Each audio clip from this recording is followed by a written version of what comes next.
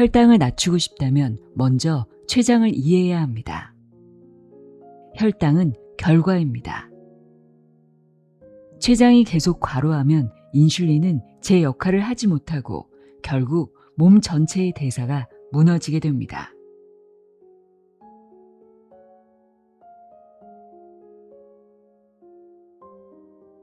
안녕하세요. 나의 소리 책갈피 소리내어 있다입니다.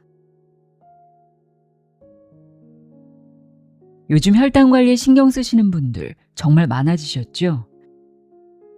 식사할 때 채소나 단백질을 먼저 먹는 거꾸로 식사법을 하거나 음료 하나를 골라도 제로 슈거인지를 확인하는 모습이 이제는 참 익숙해졌습니다. 저 역시 예외는 아닌데요.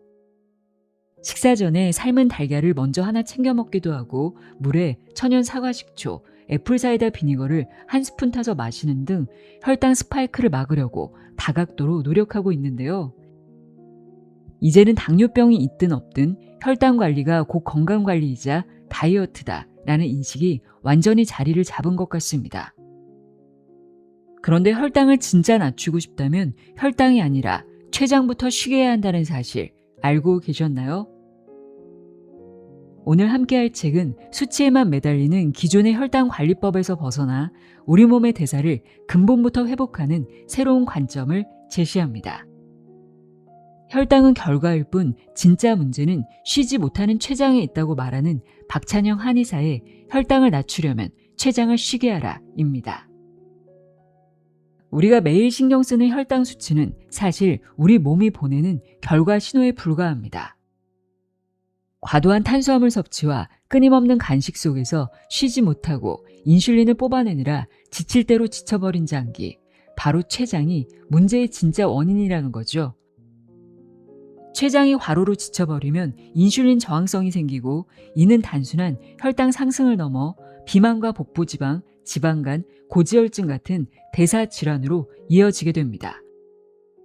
즉 혈당이라는 결과만 억지로 누르려 애쓸 게 아니라 24시간 야근하듯 일해온 췌장을 쉬게 해주어야만 우리 몸의 대사가 근본적으로 살아난다는 뜻입니다.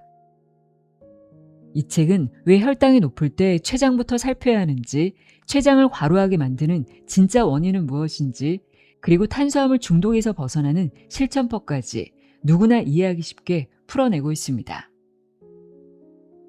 그럼 지금부터 내 몸의 대사를 살려내는 췌장 휴식법, 혈당을 낮추려면 췌장을 쉬게 하라 내용의 일부를 읽어드립니다. 귀 기울여 들어보세요. 세상의 모든 지혜를 읽어드리는 소리내어 있다. 구독과 좋아요, 공유는 큰 힘이 됩니다. 프롤로그. 왜 혈당보다 췌장이 더 중요할까? 혈당은 결과이고 췌장은 원인이다. 건강검진 결과표를 받아든 사람들은 가장 먼저 혈당 수치를 확인한다. 혈당이 높으면 당뇨병을 걱정하고 정상 범위 안에 있으면 안심한다. 최근에는 혈당 스파이크와 혈당 다이어트라는 말까지 널리 알려지면서 혈당 관리에 대한 관심도 크게 높아졌다. 그런데 혈당 수치는 원인이 아니라 결과일 뿐이다. 혈당 수치 뒤에는 이를 조절하는 중요한 장기가 있다. 바로 췌장이다. 췌장은 인슐린과 글루카곤이라는 호르몬을 분비해 혈당을 일정하게 유지하는 역할을 한다. 우리가 음식을 먹어 혈당이 올라가면 인슐린이 분비되고 혈당이 낮아지면 글루카곤이 분비된다. 건강한 사람의 혈당이 일정 범위 안에서 유지되는 이유도 췌장이 쉼없이 일하고 있기 때문이다. 대다수의 사람들은 혈당 수치만 바라본다. 그러나 혈당이 높아졌다는 것은 췌장이 이미 과로하고 있다는 신호일 수 있다. 혈당 문제를 해결하고 싶다면 혈당 수치만 볼 것이 아니라 혈당을 조절하는 췌장부터 이해해야 한다. 고탄수화물 식사가 췌장을 지치게 만든다. 우리가 주목해야 할 부분은 탄수화물이다. 현대인은 역사상 어느 시대보다 탄수화물을 손쉽게 섭취할 수 있게 되었다. 밥, 빵, 면, 떡, 떡, 과자, 음료수는 물론이고 건강식으로 알려진 음식들 중에도 생각보다 많은 탄수화물이 들어있다. 문제는 탄수화물 자체가 아니라 과잉 섭취다. 탄수화물을 많이 먹으면 혈당이 빠르게 상승한다. 그러면 췌장은 혈당을 조절하기 위해 인슐린을 분비한다. 한두 번이라면 문제가 되지 않지만 이런 일이 반복되면 췌장은 계속해서 무리하게 일해서라도 인슐린 분비를 늘린다. 그러다 결국 인슐린 저항성이 생기고 혈당 조절 능력이 떨어지며 비만과 당뇨병으로 이어질 수 있다. 많은 사람이 혈당을 문제라고 생각하지만 실제로는 췌장이 지쳐가고 있다는 신호일 수 있다. 비만 역시 마찬가지다. 인슐린은 혈당을 낮추는 호르몬인 동시에 지방을 저장하는 호르몬이기도 하다. 탄수화물을 과도하게 섭취해 인슐린 분비가 반복되면 남은 에너지는 지방으로 축적된다. 결국 비만과 혈당 문제는 서로 다른 문제가 아니라 같은 뿌리에서 시작된 결과인 셈이다. 그런데 사람들은 체중이 늘면 운동량을 늘리고 식사량을 줄이는 데만 집중한다. 혈당이 높아지면 혈당 수치를 낮추는 데만 관심을 갖는다. 물론 이러한 노력도 중요하다. 하지만 문제의 근본 원인이 해결되지 않으면 비만과 고혈당은 반복될 수밖에 없다. 마치 자동차 계기판에 경고등만 끄려고 할 뿐 정작 엔진은 점검하지 않았을 때와 같은 결과를 가져올 뿐이다. 우리가 주목해야 할 것은 혈당 수치 자체가 아니라 혈당을 조절하는 췌장의 상태다. 췌장이 건강하면 혈당은 비교적 안정적으로 유지된다. 반대로 췌장이 지치고 기능이 떨어지면 혈당은 쉽게 흔들리고 체중도 늘어나기 쉽다. 따라서 혈당 관리의 출발점은 혈당이 아니라 췌장이라고 할 수 있다. 이 책은 단순한 다이어트 책도 당뇨병 책도 아니다. 혈당을 높이는 원인과 인슐린의 역할, 그리고 혈당을 조절하는 췌장의 기능을 이해하고 건강을 되찾기 위한 책이다. 왜 살이 찌는지, 왜 혈당이 높아지는지, 왜 췌장이 지치는지, 그리고 어떻게 췌장을 회복시킬 수 있는지를 차근차근 설명한다. 혈당을 낮추고 싶다면 먼저 췌장을 이해해야 한다. 무너진 인슐린 대사, 췌장 회복이 답이다. 현대의학에서는 당뇨병의 진단 기준을 다음과 같이 규정하고 있다. 8시간 이상 금식한 상태에서 측정한 공복 혈당이 126mg/dL 이상인 경우, 포도당 75g을 물 300cc에 녹여 5분에 걸쳐 마신 뒤 2시간째 측정한 혈당이 200mg/dL 이상인 경우, 당화 혈색소 검사 결과가 6.5% 이상인 경우, 식후 2시간 혈당이 200mg/dL 이상인 경우, 이 모든 기준의 중심에는 혈당이 있다.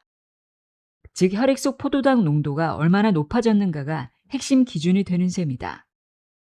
그런데 실제 임상에서는 혈당이 높아 당뇨병으로 진단되더라도 소변에서 당이 검출되지 않는 경우가 상당수 있다.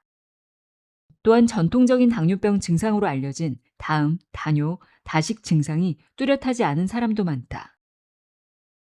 게다가 당뇨병에 걸리면 살이 빠진다고 생각하지만 실제로는 오히려 살이 찌는 사람들이 많다.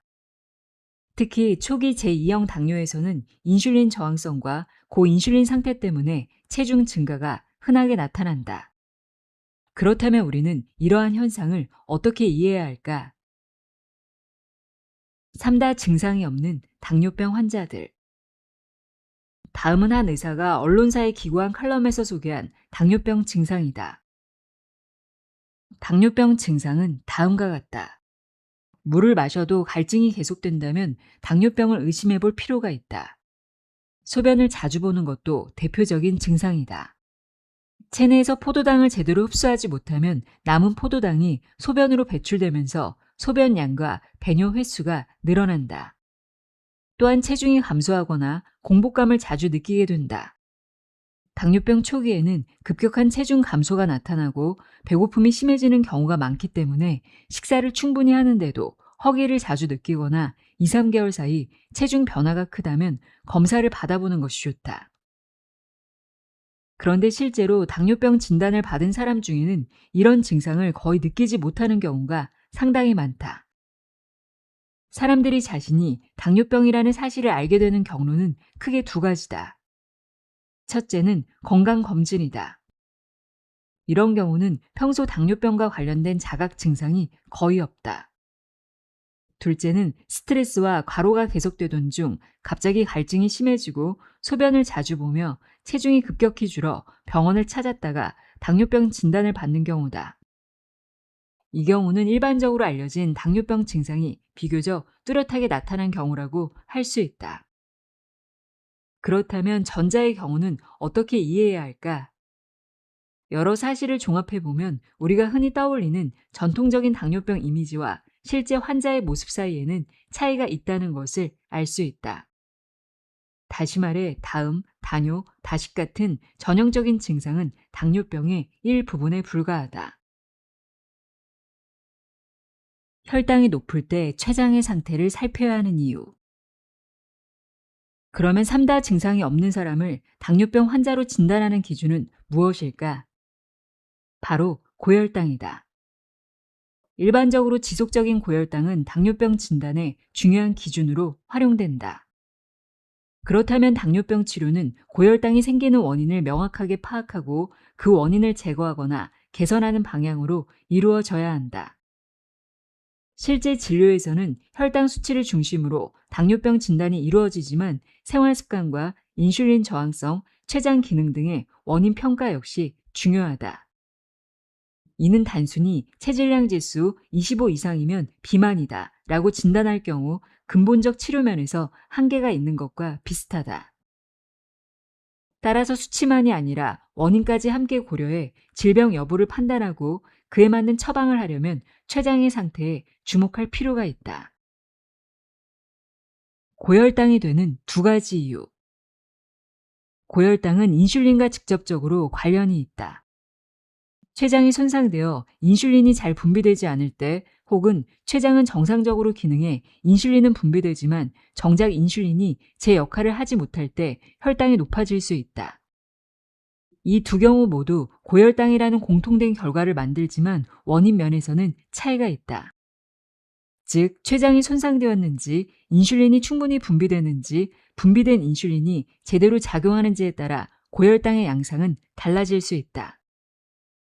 따라서 이러한 차이를 충분히 고려하지 않은 채 혈중 포도당 수치만으로 당뇨병 여부를 판단하고 약 처방을 하는 건 치료 면에서 한계가 있다. 만약 췌장의 기능이 저하되어 있다면 췌장의 부담을 줄이고 기능 저하를 막기 위한 관리가 필요하며 인슐린이 제대로 작용하지 않는다면 인슐린 저항성을 개선하는 것이 중요한 치료 방향이 될 수 있다.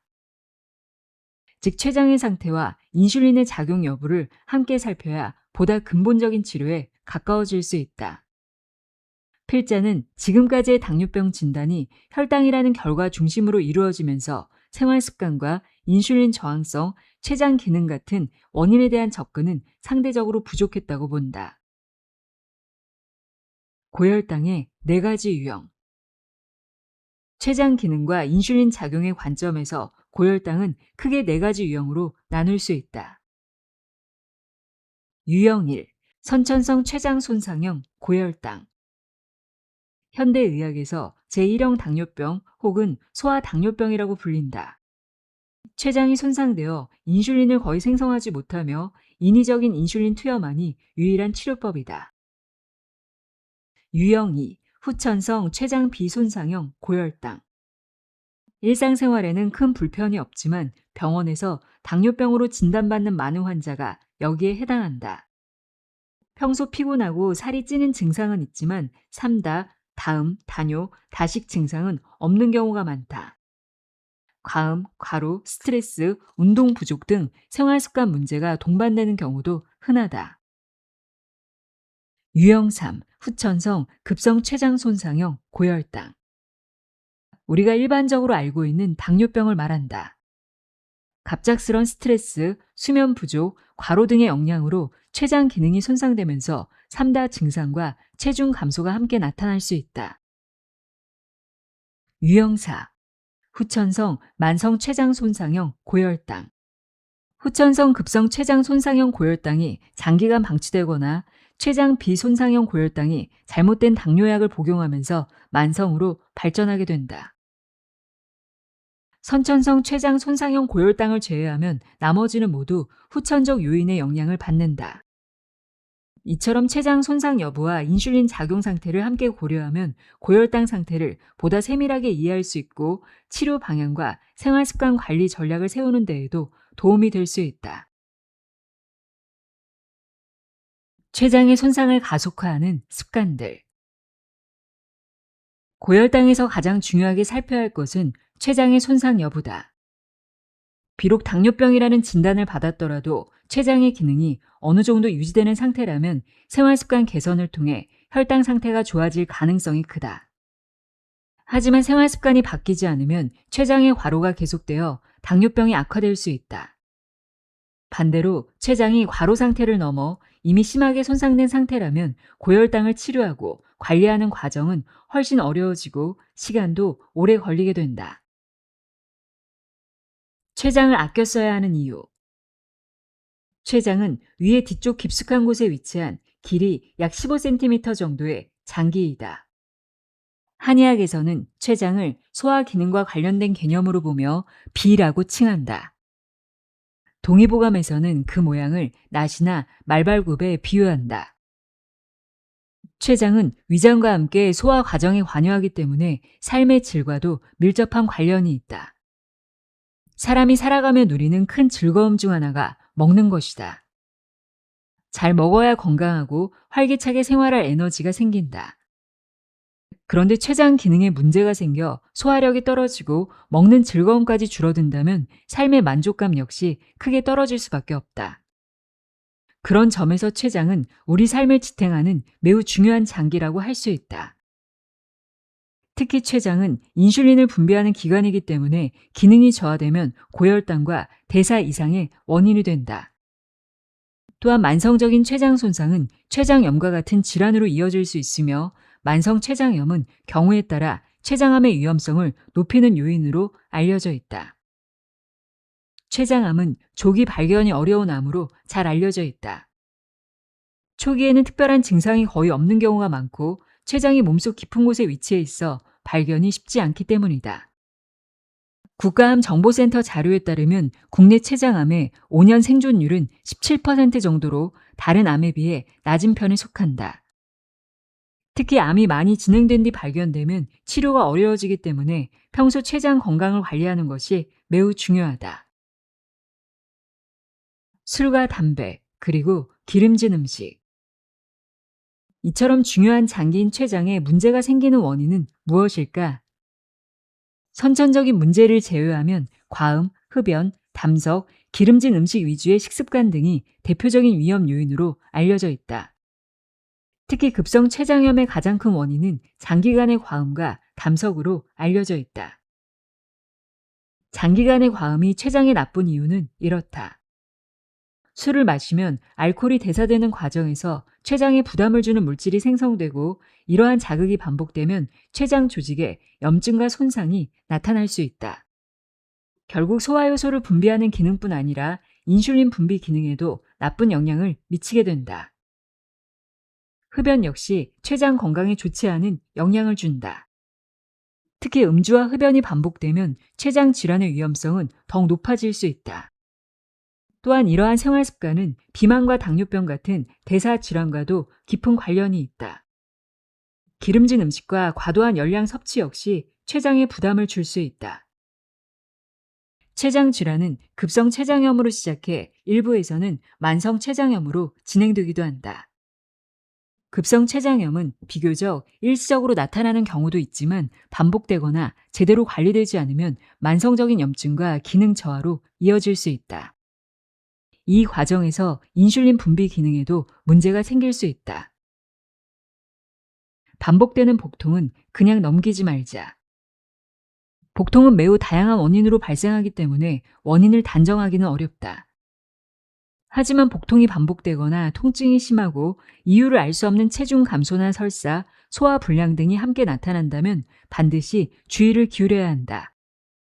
특히 위장약을 먹어도 증상이 반복되거나 쉽게 호전되지 않는다면 단순한 위장 문제 외에 췌장과 관련된 질환 가능성도 생각해 볼 필요가 있다. 이러한 증상이 지속된다면 반드시 의료진의 진료와 검사를 받아보는 것이 중요하다. 췌장 상태를 살펴보는 C펩타이드 검사. 고혈당에서 췌장의 손상 여부는 앞으로의 병세 관리 방향에 큰 영향을 미친다. 아직 췌장 기능이 비교적 잘 유지되고 있다면 생활습관 개선을 통해 혈당 상태가 좋아질 가능성이 있다. 또한 손상이 시작되었더라도 그 정도가 심하지 않다면 충분히 관리해 나갈 여지가 남아 있다. 그래서 당뇨병 진단을 받았거나 비슷한 증상이 있다면 C펩타이드 검사를 통해 췌장 상태를 확인해 볼 필요가 있다. C펩타이드는 무엇일까? C펩타이드는 인슐린의 전구 물질인 프로인슐린이 분해되어 인슐린이 만들어질 때 함께 생성되는 물질이다. 임상적으로는 인슐린 분비 상태를 확인하는 지표로 활용된다. 일반적으로 공복 시 혈중 C펩타이드 수치가 0.8에서 3.5 나노그램 퍼 밀리리터 범위이면 정상으로 본다. 다만 검사 기간이나 측정 방법에 따라 기준 범위에는 다소 차이가 있을 수 있다. C펩타이드 검사로 알 수 있는 것들. C펩타이드 검사를 하게 되면 우리는 췌장의 상태와 관련된 매우 중요한 정보를 3가지 얻을 수 있다. 인슐린 분비 수준, 혈당 조절 능력, 인슐린 치료 필요성. 결국 C펩타이드는 당뇨병 상태를 이해하고 치료 방향을 정하는 데 도움을 주는 중요한 지표라고 할 수 있다. 췌장을 아끼는 것이 건강 장수의 비결. 췌장을 아낀다는 것은 결국 소화기관의 부담을 줄이고 인슐린 과잉 분비가 반복되지 않도록 관리하는 것을 의미한다. 이러한 생활은 비만과 당뇨병을 비롯한 대사질환의 위험성을 줄이는 데 도움이 될 수 있다. 췌장은 건강할 때 지켜야 한다. 누군가를 아끼고 사랑할 때는 상대가 싫어하는 행동을 줄이고 좋아하는 행동을 하게 된다. 췌장을 아끼는 것도 마찬가지다. 췌장이 부담스러워하는 행동은 줄이고 췌장에 도움이 되는 생활 습관을 늘려야 한다. 소식하라. 우리가 일을 많이 하는 걸 좋아하지 않듯 췌장 역시 일을 많이 하는 것을 좋아하지 않는다. 췌장이 과로하지 않게 하는 가장 기본적인 방법은 바로 소식이다. 소식 습관이 장수와 관련이 있다는 연구 결과도 있다. 미국 태평양 건강연구소에서는 과거 일본 오키나와 장수촌 사람들의 식습관을 조사한 적이 있다. 그 결과 이들은 배가 적당히 찼다고 느끼면 수저를 내려놓는 습관이 있었다고 한다. 이를 한자로는 복팔분, 일본어로는 하라하치부라고 부른다. 배에 8알 정도만 먹는다는 뜻이다. 많이 씹어라. 음식을 꼭꼭 씹어 먹는 건 역시 췌장의 부담을 줄이는데 도움이 된다. 씹는 과정에서 침과 소화효소 분비가 촉진되면서 소화가 보다 원활하게 이루어지기 때문이다. 음식을 맷돌로 갈아 넘길 정도로 씹어라 라는 말이 있는데 그만큼 천천히 충분히 씹어 먹는 습관이 중요하다는 뜻이다. 밥과 물을 분리해서 먹어라. 식사 중 물을 지나치게 많이 마시는 습관도 살펴볼 필요가 있다. 물을 마신다고 해서 소화액이 곧바로 제 기능을 하지 못하게 되는 것은 아니지만 식사 중 과도한 수분 섭취는 일부 사람에게 더부룩함이나 소화 불편을 유발할 수 있다. 특히 평소 속이 자주 더부룩하거나 소화가 잘 되지 않는 사람이라면 식사 중 물이나 국물을 너무 많이 먹는 건 아닌지 점검해 볼 필요가 있다. 발효 음식을 많이 먹어라. 발효 음식은 장 건강과 소화 기능에 도움을 줄 수 있다. 발효 과정에서 생성되는 유익균과 다양한 대사산물은 장내 미생물 환경을 보다 균형 있게 유지하는 데 도움을 준다. 또한 소화를 보다 원활하게 만들어 식사 후 부담감을 줄이는 데에도 긍정적인 영향을 줄 수 있다. 따뜻하게 먹어라. 따뜻한 음식을 먹는 습관 역시 중요하다.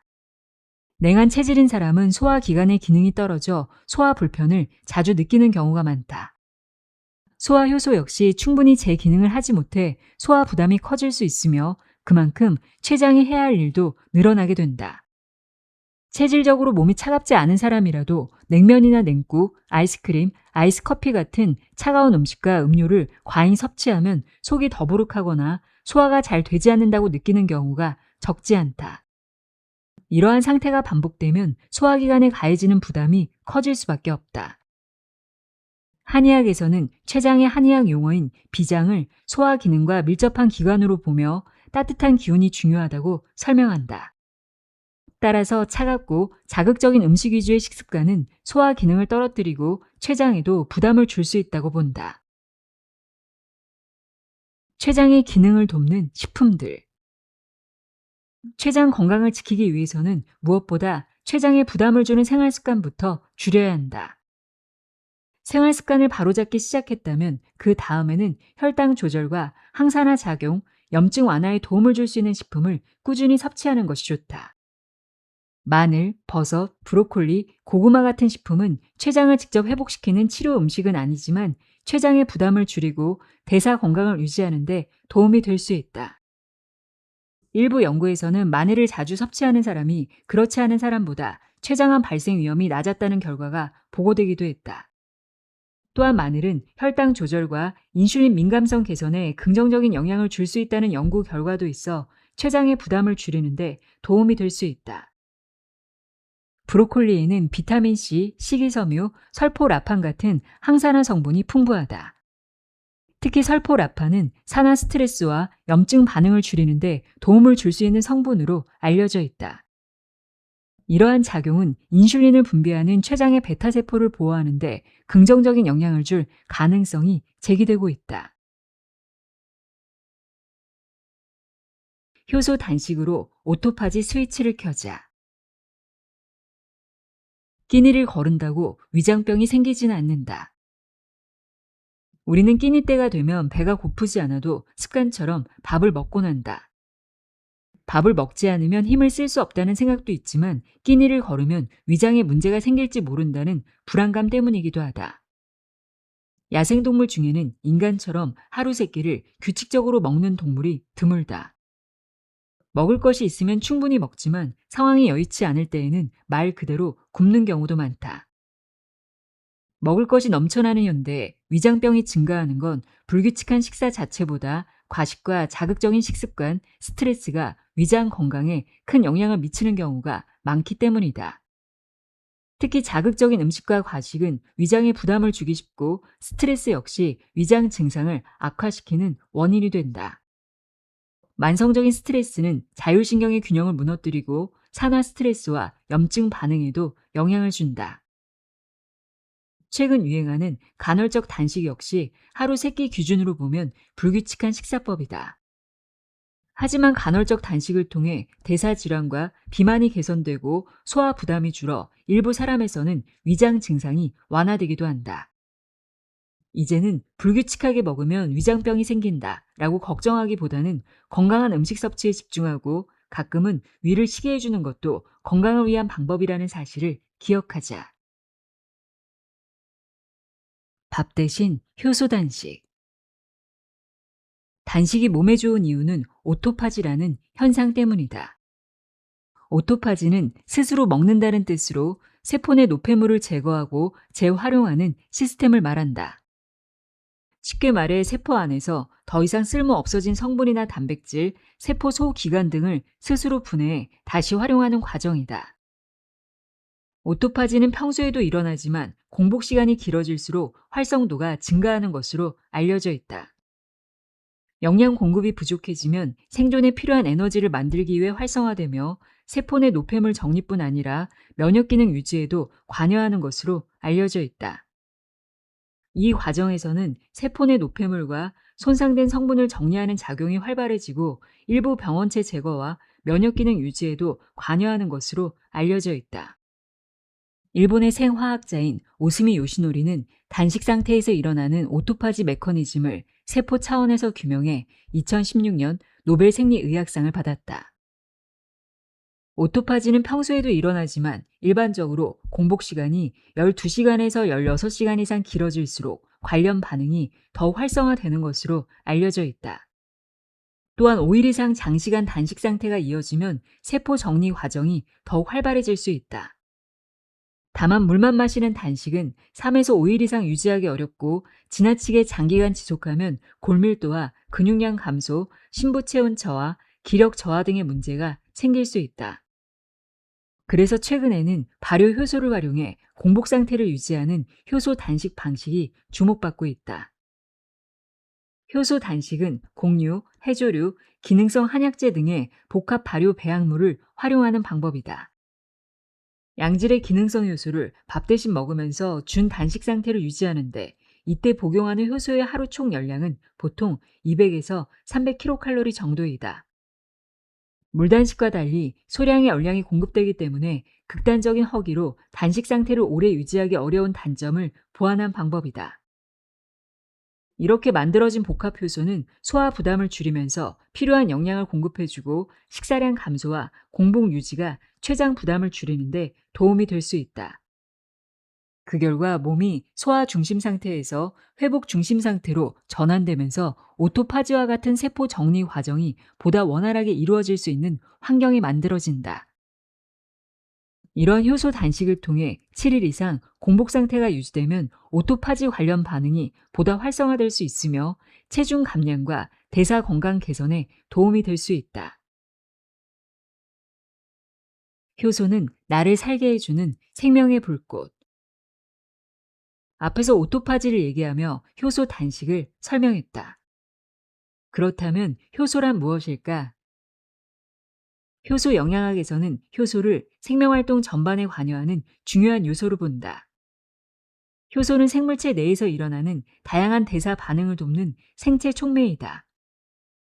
우리가 호흡하고 성장하고 음식을 소화하고 에너지를 만들고 세포를 재생하는 과정에도 효소가 관여한다. 국제생화학연합에 따르면 효소는 촉매하는 반응의 성격에 따라 산화 환원 요소, 전이 요소, 가수분해 요소, 분해 요소, 이상 질화 요소, 연결 효소 등으로 분류된다. 반면 에드워드 하웰 박사의 효소 영양학에서는 효소를 다른 관점으로 설명한다. 효소 영양학에 따른 효소의 분류. 에드워드 하웰 박사의 효소 영양학에 따르면 현재까지 기능이 밝혀진 효소는 3,000에서 5,000종 이상이며 이 효소들은 다음과 같이 분류할 수 있다. 외부에서 섭취하는 효소인 체외 효소는 식품 효소이다. 식품 자체에 포함되어 있는 효소다. 체내에서 생산하는 효소인 체내 효소는 잠재 효소다. 선천적 효소 에너지로 소화 효소와 대사 효소로 나뉜다. 소화 효소는 음식물을 흡수 가능한 형태로 분해하는 효소이고 대사 효소는 에너지 대사와 생리 기능에 관여하는 효소다. 식품 효소는 음식 자체에 포함된 효소이다. 우리가 먹는 버섯류와 채소류, 과일류, 발효식품에는 식품 효소가 풍부하며 가공식품에는 효소가 상대적으로 적다. 식품 효소는 열에 약하다는 특징이 있다. 대체로 35에서 45도씨 정도에서 활성이 높고 고온에서는 활성이 떨어진다. 특히 60도를 넘는 높은 온도에서는 효소의 단백질 구조가 변성되어 활성이 크게 감소할 수 있다. 소화효소라는 말을 들어보았을 것이다. 몸에 들어온 음식물을 소장해서 흡수할 수 있도록 분해하는 단백질로 입의 침샘, 위의 위샘, 이자의 분비세포, 소장의 분비샘과 같은 외분비샘에서 분비된다. 소화효소는 분비 기간에 따라 종류와 활성화 조건이 달라진다. 소화효소가 원활하게 작동하지 않으면 아무리 건강에 좋은 음식을 먹어도 소화와 흡수 효율이 떨어질 수 있다. 이는 면역 기능에도 영향을 줄 수 있다. 대사효소는 소화효소의 역할이 끝난 다음에 작용하는 효소로 흡수한 영양소를 에너지로 전환하고 다양한 생리 기능에 관여한다. 효소 영양학에서는 대사효소가 에너지 대사, 자율신경계와 호르몬 균형, 세포 재생과 같은 기능에도 관여한다고 설명한다. 효소 영양학에서는 소화효소와 대사효소를 합쳐 잠재효소라고 설명한다. 또한 잠재 효소의 양이 선천적으로 어느 정도 정해져 있다고 본다. 효소 영양학에서는 소화 기능이 뛰어나고 언제나 에너지가 넘치는 사람들을 잠재 효소가 많은 체질로 설명하기도 한다. 예를 들어 앉은 자리에서 4, 5인분의 고기를 먹고도 소화가 잘 되며 밤을 새워 일해도 다음날 비교적 활력이 유지되는 사람들이다. 반면 태어날 때부터 체력이 약하고 예민하며 소화도 잘 되지 않고 추위를 많이 타는 사람들은 잠재 효소가 적은 체질로 설명하기도 한다. 한의학에서는 이를 원기로 설명한다. 원기는 인간 활동의 근본이 되는 기운으로 태어날 때 부모로부터 물려받는 선천적인 에너지로 본다. 사람마다 잠재 효소의 양은 정해져 있다. 효소 영양학에서는 체내에서 생산되는 소화효소와 대사효소가 평소에는 잠재 효소의 형태로 존재하다가 필요에 따라 소화효소로 쓰이기도 하고 대사효소로 쓰이기도 한다고 설명한다. 또한 잠재효소를 소화효소로 많이 사용하면 대사효소로 사용할 수 있는 여력이 줄어들고 그 결과 대사 기능과 회복력이 떨어질 수 있다고 본다. 대사효소는 영양소를 에너지로 전환시키는 역할을 하는데 이 과정이 원활하지 않으면 신진대사 역시 저하될 수밖에 없다. 그 결과 자연스럽게 면역 기능에도 영향을 미치게 된다. 따라서 효소 영양학에서는 소화효소로 사용 증가, 대사효소로서의 기능 저하, 회복력과 면역 기능 저하라는 흐름이 만들어질 수 있다고 설명한다. 소화효소로 사용이 늘어나는 대표적인 이유는 건강한 음식을 멀리하고 가공식품과 탄수화물을 과잉 섭취하는 등 잘못된 식습관 때문이다. 반대로 대사효소로 사용이 늘어나는 이유는 음주와 흡연, 스트레스, 불면, 과로 같은 잘못된 생활습관 때문이다. 이 두 가지 문제는 동시에 나타나는 경우가 많다. 음식을 아무렇게나 먹는 사람이 생활습관까지 바르게 유지하는 경우는 드물다. 물론 그 반대도 마찬가지이다. 스트레스를 많이 받으면서 술을 자주 마시는 사람이 건강한 식단을 꾸준히 유지하기는 어렵지 않겠는가? 따라서 효소 영양학에서는 건강이 악화된 사람을 대사 기능과 회복력이 떨어진 상태, 즉 잠재 요소가 소모된 상태로 설명하기도 한다. 우리가 숨을 쉬고 책상에 앉아 일하고 친구들을 만나 대화할 수 있는 것은 단 1초도 쉬지 않는 효소의 작용 덕분이라고 할 수 있다. 효소가 생명의 불꽃이라고 불리는 이유도 바로 여기에 있다. 이 불꽃이 꺼지지 않도록 지키는 것이야말로 건강을 유지하는 중요한 방법 중 하나이다. 대사 효소를 낭비하지 않는 생활 습관. 복식 호흡으로 산소를 충분히 마신다. 인체는 호흡을 통해 생명을 유지한다. 일반적으로 4에서 5분 정도만 호흡이 멈춰도 뇌 손상과 같은 심각한 문제가 생길 수 있을 만큼 호흡은 중요하다. 호흡 중에서도 중요한 것이 복식 호흡이다. 배근육을 움직이고 횡격막을 활용해 천천히 호흡하면 산소를 충분히 들이마실 수 있어 호흡이 한결 깊고 부드러워진다. 2021년 미국 미시간 의과대학의 연구에 따르면 복식호흡은 위산 및 소화효소의 분비를 조절하는 미주신경을 자극하고 장내 근육을 이완시켜 소화와 긴장 완화에 도움을 주며 산소 공급을 원활하게 해준다. 따라서 식사 전에 복식호흡을 충분히 하면 소화에 도움을 받을 수 있다. 또 복식호흡은 신진대사를 돕고 심폐기능과 면역기능 유지에도 도움을 준다. 몸과 마음이 안정되면서 불안과 스트레스도 줄어들 수 있다. 햇볕은 매일 2, 30분씩 쐰다. 햇볕은 생명과 에너지의 근원으로 인체에 긍정적인 영향을 준다. 봄과 가을을 기준으로 오전 10시에서 오후 2시 사이에 하루 2, 30분 정도 햇볕을 쐬면 행복 호르몬이라고 불리는 세로토닌이 활성화되어 기분이 좋아지고 멜라토닌 분비에도 관여해 숙면에 긍정적인 영향을 준다. 우리 몸에 필요한 비타민 D의 상당 부분은 햇볕을 통해 합성된다. 햇볕은 피부에서 콜레스테롤을 비타민 D로 전환시켜 칼슘 흡수를 돕고 뼈와 치아를 튼튼하게 하는 역할을 한다. 또 햇볕은 면역세포의 기능 유지와 면역 기능 강화에도 도움을 준다. 햇볕은 장 건강과 대사 기능에도 영향을 줄 수 있다. 햇볕을 충분히 쐬지 않으면 비타민 D가 부족해지고 이는 영양 흡수와 배변 등 장 기능에 영향을 줄 수 있다. 또 햇볕은 혈관을 확장해 혈압을 낮추는 데에도 도움을 준다. 운동으로 심폐기능과 소화 능력을 높인다. 몸을 움직이면 혈액순환이 원활해져 세포로 영양이 잘 공급되고 노폐물 배설도 활발해진다. 또 심폐기능이 좋아지고 근육이 강화되면서 호르몬 분비와 신진대사에도 긍정적인 영향을 준다.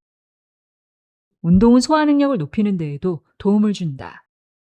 실제로 운동 부족은 소화기능 저하와 관련이 있으며 꾸준한 운동은 소화불량 개선에도 도움이 되는 것으로 알려져 있다. 2018년 영국 베스대 연구팀의 연구에 따르면 아침 식사 후 운동은 탄수화물 대사와 에너지 활용에 긍정적인 영향을 주고 영양소 활용과 대사 기능에도 도움을 주는 것으로 나타났다. 따라서 아침에 운동하는 사람이라면 약간이라도 식사를 한 뒤 운동하는 것이 영양 흡수와 대사에 더 도움이 된다. 감사하는 마음으로 스트레스를 해소한다. 평소에 늘 감사하는 마음을 가지는 것이 효소와 어떤 관련이 있는지 궁금할 수 있다. 이것은 스트레스와 깊은 관련이 있다. 스트레스가 장 기능과 대사 균형에 부담을 주면 잠재 효소가 대사 효소로 많이 쓰이면서 소화 효소로 사용할 수 있는 여력이 줄어들 수 있다. 우리는 살면서 크고 작은 스트레스를 끊임없이 경험한다. 따라서 스트레스를 받았을 때는 가능한 한 빨리 해소하는 것이 중요하다. 물론 운동을 하거나 좋아하는 사람을 만나는 것도 좋은 방법이지만 별도의 시간과 노력이 필요하다. 반면 감사하는 마음은 일상 속에서 언제든 실천할 수 있는 가장 간단한 스트레스 관리법이다. 감사하는 마음은 스트레스를 완화하는 데 도움을 주고 상황을 보다 긍정적이고 낙천적으로 보게 해 스트레스에 흔들리지 않는 힘을 길러준다. 체온을 유지한다. 체온이 낮아지면 혈관이 수축하면서 신진대사 및 면역 기능에 부정적인 영향을 줄 수 있다. 반대로 적정 체온을 유지하면 면역 기능 활성화에 도움이 된다. 효소의 측면에서도 체온 유지는 매우 중요하다. 소화효소는 정상 체온 범위에서 가장 원활하게 작동한다. 따라서 체온이 지나치게 낮아지거나 감기에 걸려 고열이 날 때에는 식욕이 떨어지고 음식을 먹어도 소화가 잘 되지 않을 수 있다. 체온이 1도 이상 낮아지면 효소 기능과 신진대사가 저하될 수 있으며 그 결과 영양소의 흡수와 이용에도 영향을 주어 건강 전반에 부담을 줄 수 있다.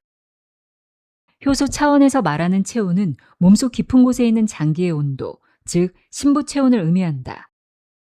심부 체온이 낮을 때 단순히 주변 공기를 따뜻하게 하는 것만으로는 충분하지 않다. 심부 체온을 높이는 가장 좋은 방법은 근육 운동이다. 근육은 우리 몸에서 가장 큰 열 생산 기관이기 때문이다. 몸속 정화 작업으로 건강을 되찾는다. 자동차나 가전제품을 오래 사용하려면 정기적으로 점검하고 관리해야 하듯 우리 몸도 주기적으로 상태를 점검하고 식습관을 정리, 개선하는 시간이 필요하다. 단식이나 식사 조절은 이러한 과정에 도움이 될 수 있으며 노폐물 배출에 도움이 되는 음식이나 효소식품을 활용하는 것도 좋은 방법이다. 이러한 정화 과정을 꾸준히 실천하면 몸의 부담을 줄이고 건강과 활력을 되찾는 데 도움이 된다.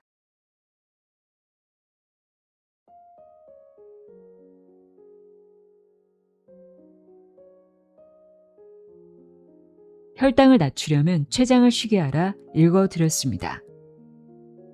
밤낮 없이 일해온 내 몸속 췌장의 수고를 알아채고 쉬게 해주는 것. 어쩌면 이것이 우리 몸 건강의 시작일지도 모르겠습니다. 오늘 영상이 여러분의 소중한 건강을 지키는 작은 이정표가 되었기를 바랍니다. 오늘도 함께 해주셔서 고맙습니다.